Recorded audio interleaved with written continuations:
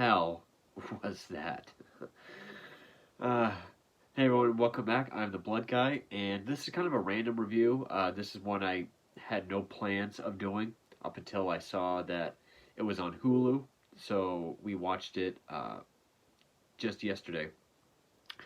And this is a film that I'd heard about. It just came out. Uh, I think I was even going to go see it in theaters last October or whatever it was, but it wasn't playing in my area. And part of me was kind of relieved because I was like, oh, good, I don't have to sit through that. But this is a reboot of a film that I'm actually a big fan of.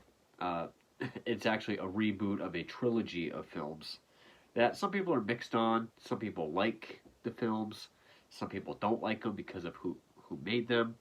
I'm still a big fan of the original film, and it's actually one of my favorite horror films of the 2000s, like that first decade. One of my favorite horror films since 2000. It has, I think, one of the best, creepiest, scariest, most interesting horror icons since 2000. That would be Jeepers Creepers. This, however, is for the new reboot that came out 2022, actually. Uh, September 2022. Jeepers Creepers Reborn. Yes, technically this is the fourth film, designed to be a reboot, intending to set up a whole new trilogy of films, which I'm hoping with the overwhelming negative reception of this film that it doesn't get that. Uh, I don't even know where to begin with this. I know it was supposed to come out for a while, then COVID came, and then shooting got split up into two parts. I actually know that I believe it was Myriad, yeah, the holders of the original film or films tried suing one of the production companies of this film for just going ahead and doing it without their knowledge or involvement. And that's exactly what this film feels like. It feels like almost like a crappy fan film or like a direct to sci-fi sequel that you would see at like 11 a.m. during the week. This movie makes Jeepers Creepers 3, which I've reviewed all three, so you can check those out. As bad as number 3 was, this makes that look as good as the first two. And that's an accomplishment. That's amazing. Really, the only interest I had in seeing this was I was kind of curious as to what a new creative head could do with it. Because this is the first film not to be written and directed by Victor Salva, or at the very least not directed by Victor Salva. Now again, like my reviews for the first three, we're not here to talk about Victor Salva and what he's become notorious for. That's a whole other discussion. So don't bring that into the comments, just talk about the film. But I was curious as, okay, what can someone other than Victor Salva bring to this character, this series, what?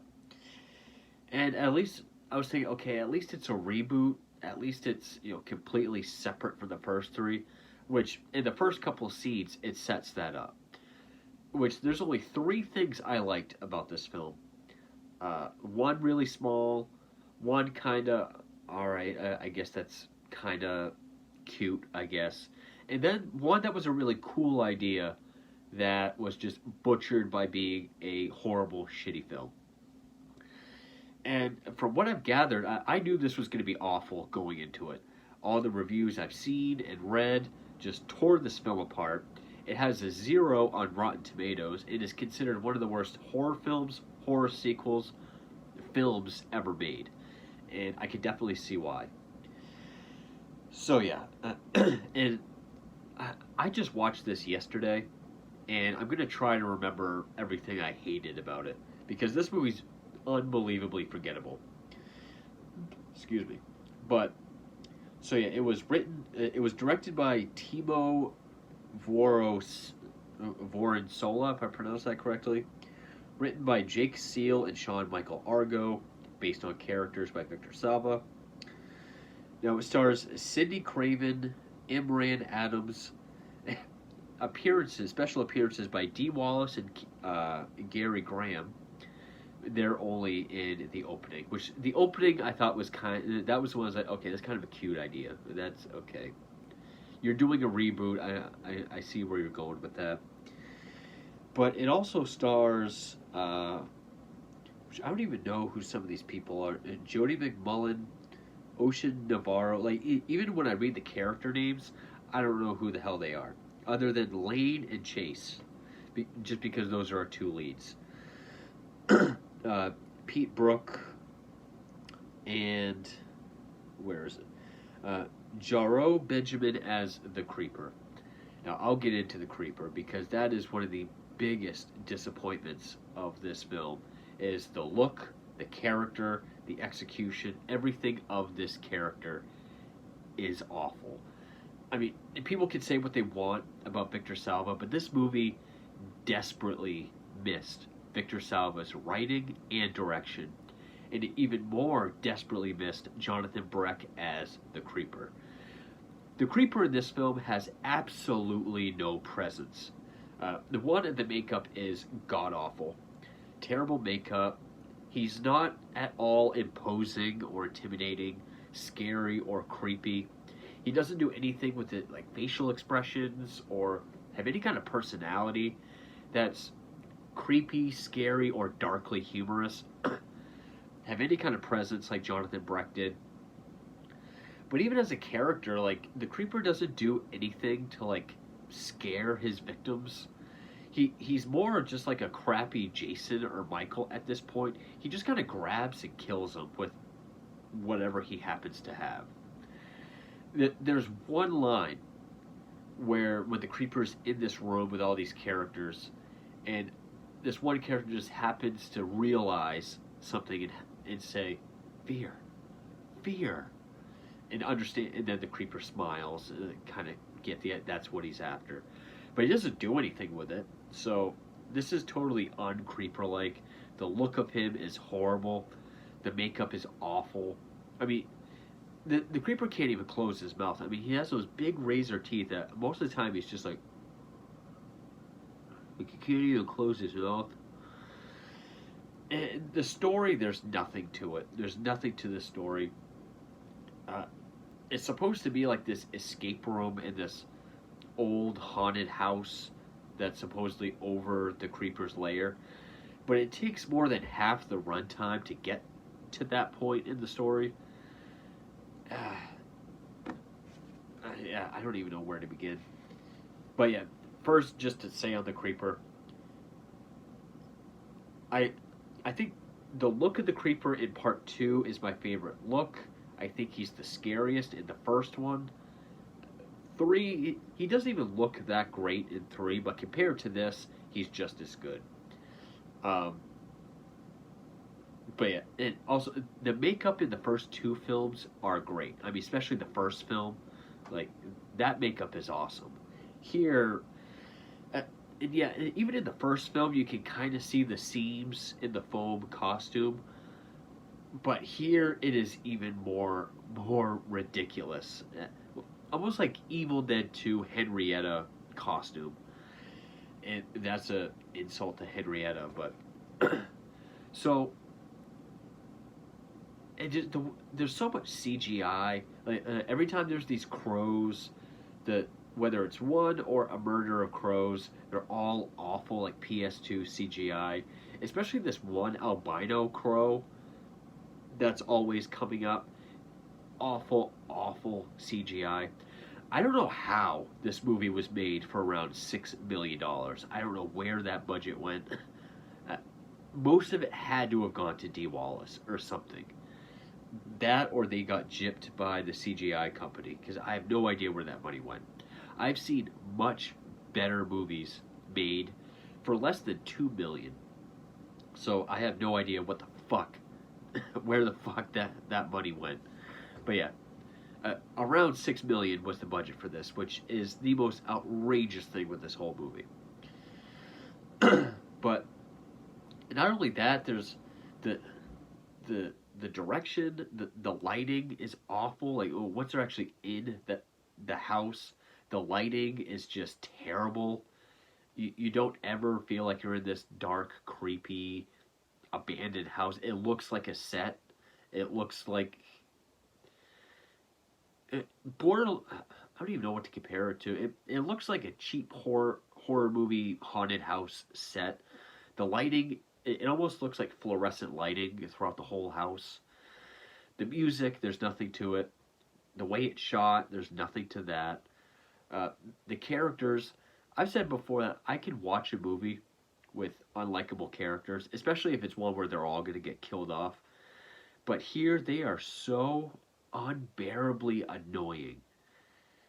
And most of them don't even get killed off. I think we have two random kills, and then I think two or three kills of like our main group of characters once they get out to the house. But I think there's like three survivors, so there's really not that many kills. And again, the kills are not creeper like at all. I mean, sure, he has like his bone shuriken that he throws a bunch into a guy, but that's about it. That's about as creeper as he gets. There's even scenes where it looks like they green screen the background of a house or the background of woods, or like green screen more of a set or location where they are, which makes no sense. So this whole movie is just a fucking mess. But okay, so the things I liked, the opening is essentially a remake of the opening of the first film, but instead of two siblings as an elderly married couple with Dee Wallace and Gary Graham. Yeah, truck comes up on them, they're chased, goes around them. Later on, they see him dumping a bloody bundle down a pipe. They're chased again, ran off the road. They decide to go back. They look down the pipe, and we see a look of shock on their face. And then we zoom out, and we see it's some sort of urban legends, unsolved mysteries type, like a crappy version of that on this guy's phone that he's watching, like a web show. So at first I was like, maybe that's why everything looked and felt really shitty, because even when because what, the truck looks awful in the beginning. The license plate, "Be Eating You," is CGI'd on a real plate. Not only is it CGI'd, it's in your typical Arial font.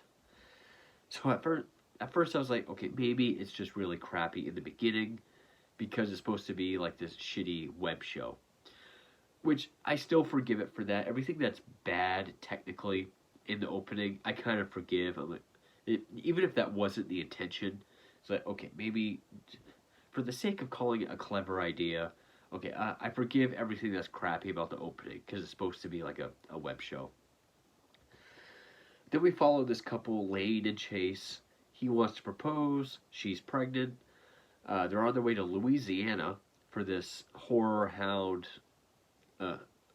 festival, the smallest horror festival I've ever seen in a movie. Which, why we went from Florida to Louisiana, I have no idea. Maybe to make the whole voodoo subplot make sense, it still doesn't. Because this movie tries to have some sort of Rosemary's Baby subplot that goes absolutely nowhere. It hints towards, or like Chainsaw Massacre, some of the locals are like part of this cult that are all in on it. They like this main couple as to kind of, you know, use them as an offering to the creeper. That's what this whole escape room prize at this house is meant for, to lock them in and sort of use them as offerings to the creeper. But it takes forever to get to that point. The horror hound festival is awful. All the costumes and cosplays are awful. The acting across the board, the characters in general are just awful. The only other one idea that I thought was genuinely good and very interesting, but just ruined by the movie, was we see the creeper, his initial awakening from his 23-year hibernation. You know, he crawls out of the ground, kind of has like that bat out of hell from the end of the second movie look. And it shows, his vision, and he's wheezing, he's weak, he can barely crawl. digs into the earth. It gets like a bunch of earthworms. Has to eat those for some sort of strength. And then he sees someone out in the woods and he's able to kill them to start to rejuvenate. But okay, I really like that, but it's brought down so badly by this movie. I mean, take that bat out of hell look from the end of the second movie, but give it like this white powdered donut, shitty styrofoam look, where you can see all the seams in it. His wings are it's just the bones, and it looks like those giant like foam or pipe cleaner spiders that you put out on your lawn for Halloween. So the costume and the makeup is just terrible. I like that idea of seeing him initially wake up, how weak he is, but okay, too bad it's. I wish that was in a Victor Salva movie, because that would have been interesting. Something cool could have been done with that. And then from there, he kills a couple people, but somehow, like after the first guy, he's completely rejuvenated. They win the prize to the escape room house, which we see, like Carrie, the somewhere the raffle tickets are swapped out so that they're all the couple's tickets, and this whole subplot with the creeper wanting the lead female character because she's pregnant, putting her on an altar down in his lair, but also the cult wanting her as well. The only other thing that carries over from the original films is the random psychic abilities of a character. And here it is the lead. Whenever she touches one of the creeper's tools, she can kind of see what the creeper wants, especially with her, or see into the future. But it's very vague, and it only works with her, so it's just as vague and convenient as the previous films. I would say this goes even more nowhere than the other ones. This one goes even more nowhere than the third film, when everyone touches the creeper's severed hand and gets a vision of who and what he is, but it doesn't tell us.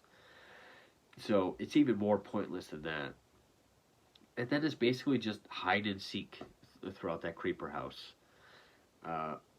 He kills some people. There's scenes where like he comes out of like the house and steps up on this thing. It's like on his foot, and it like pans up. It looks like a shitty cutscene from like a really bad either Mortal Kombat or Castlevania game. Even the creeper either looks CGI or is green screened, like where the background is where they are, so it doesn't make sense why they did that. But yeah, everything with the cult and the pregnancy goes nowhere. There's only a couple kills from our group of characters.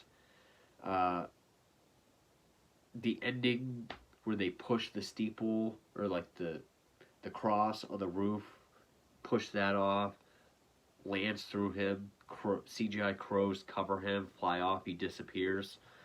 But then when our characters leave, we hear him roar. That's another thing they added that I thought, okay, that's kind of interesting, but it would have been better if Jonathan Brett could do it.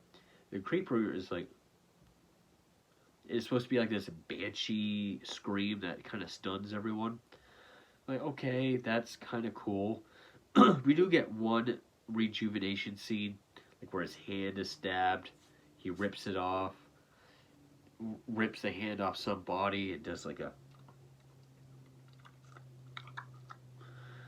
but like from overhead, and then we just kind of see his hand come out of his sleeve, and then just like black or brown or whatever. Not nearly as cool as like the head in the second film. I don't know what else to say. This movie sucks. There's nothing to it story-wise. The characters are awful. The lighting, the direction, the cinematography is all horrible. The subplots are set up and then not executed, not gone into.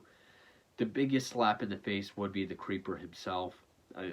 The look, the design, the makeup, the personality or lack thereof, the kills, just everything about the creeper was awful. Definitely the worst Jeepers Creepers film.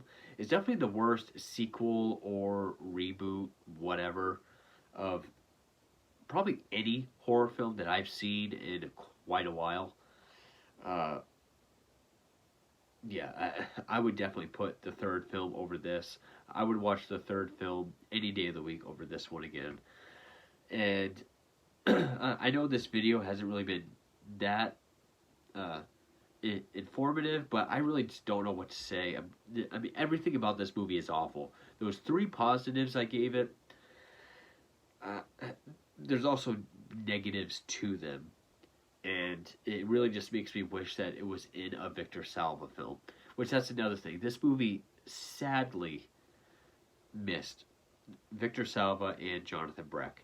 I mean, maybe they just didn't find the right person for this kind of material. But, yeah, I don't think we need another of Jeepers Creepers film. And again, I'm a huge fan of at least the first two. I really like the first one. The first one was probably my favorite. One of my favorite horror films of the 2000s, that first decade, since 2000, and probably my second favorite horror icon since 2000. And I'm ready to say, let's just pack it in, because there hasn't been a good film since 2003. No one knows what to do with this material. The only way it can get made is if it goes through these kinds of channels. Someone that's not Victor Salva, with non-rights holders, with no money, or with plenty of money but not know what to do with it.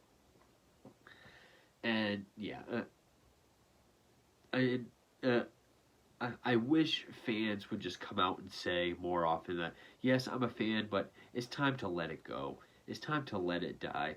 Not enough fans do that. Too many modern fans and audiences are like, give me more, without even thinking about, is it really worth it? So yeah, this movie's god awful. I think it's safe to say that this could probably be the worst horror movie of the 2020s that I've seen thus far. So, god awful movie. I hated it, but I found myself enjoying laughing at it and making fun of it as we were watching it. But I think this is because I was watching it with her. If I was watching it by myself, I probably just would have been just eye rolling, groaning, not happy. But she made it funny because we were laughing at it together. But yeah, this movie fucking sucks. Even worse than I suspected, even after everything that I've heard. So that's Jeepers Creepers Reborn, and thank you for watching.